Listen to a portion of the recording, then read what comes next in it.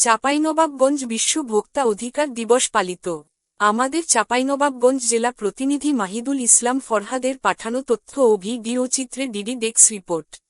নিরাপদ পণ্য নিশ্চিত করি, ভোক্তার আস্থা গড়ে তুলি এই প্রতিপাদ্যকে সামনে রেখে বিশ্ব ভোক্তা অধিকার দিবস উপলক্ষে চাঁপাইনবাবগঞ্জ র্যালি ও আলোচনা সভার মাধ্যমে দিবসটি পালিত হয়েছে।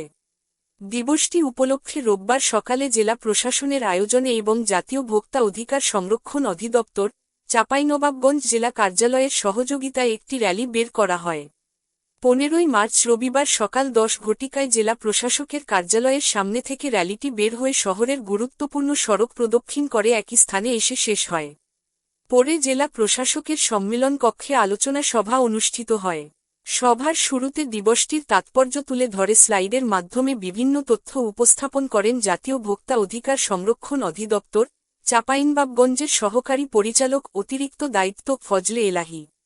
অতিরিক্ত জেলা প্রশাসক সার্বিক মো.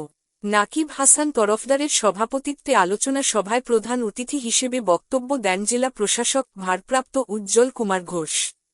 তিনি বলেন, দেশে ভোক্তা অধিকার নিশ্চিত করতে সরকার আইন প্রণয়ন করেছে।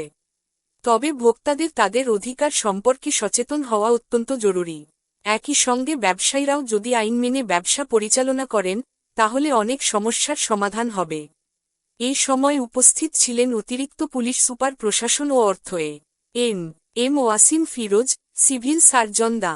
এ.কে.এম. শাহাব উদ্দিন, সদর উপজেলা নির্বাহী কর্মকর্তা মারুফ আফজাল রাজনসহ বিভিন্ন সরকারি দপ্তরের কর্মকর্তা ও সুশীল সমাজের অতিথিবৃন্দ উপস্থিত ছিলেন।